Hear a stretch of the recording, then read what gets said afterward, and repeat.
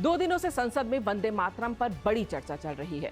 राज्यसभा में हुई चर्चा के दौरान नेता प्रतिपक्ष मल्लिकार्जुन खड़गे ने वही काम किया जो कांग्रेस वर्षों से करती आ रही है, यानी जनता को भ्रम में डालना और तथ्यों को छिपाकर झूठ परोसना, वो भी संसद जैसे पवित्र स्थान पर।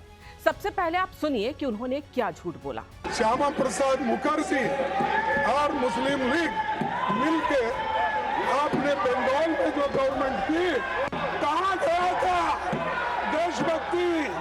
कहाँ गया था आपका देशभक्ति? जैसा कि आपने सुना कि खड़गे जी कह रहे हैं कि डॉक्टर श्यामा प्रसाद मुखर्जी ने बंगाल में मुस्लिम लीग के साथ मिलकर सरकार बनाई थी, लेकिन ये सरासर झूठ है और भ्रम फैलाने जैसा है, क्योंकि डॉक्टर मुखर्जी ने कभी भी मुस्लिम लीग के साथ सरकार नहीं बनाई। इतिहास गवाह है, तथ्य ये बताते हैं। और अब विस्तार से वो सच सुनिए जिसे कांग्रेस छिपाने की कोशिश कर रही है।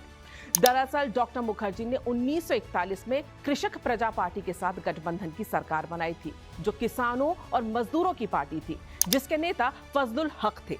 दरअसल इसी साल कृषक प्रजा पार्टी और मुस्लिम लीग का गठबंधन टूट गया था और उस दौर में जिन्ना और फजलुल हक के बीच राजनीतिक दुश्मनी उफान पर थी। ऐसे राजनीतिक माहौल में 12 दिसंबर 1941 को डॉक्टर मुखर्जी के सहयोग से कृषक प्रजा पार्टी के फजलुल हक दोबारा बंगाल के मुख्यमंत्री बने और डॉक्टर मुखर्जी उनके मंत्रिमंडल में वित्त मंत्री बने।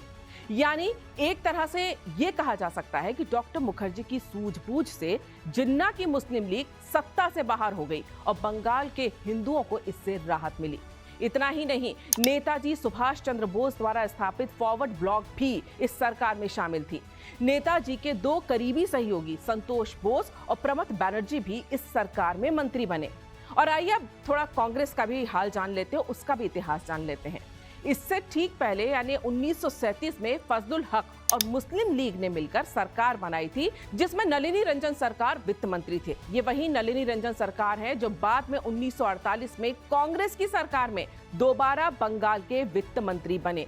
इन्हीं नलिनी रंजन सरकार को आजकल के नेहरूवादी देश में आईआईटी की स्थापना का श्रेय देते हैं। इसी से आप समझ सकते हैं कि कितनी सफाई से आज तक कांग्रेस झूठ को सच का जामा पहनाकर देश की जनता को भ्रमित करती आ रही है।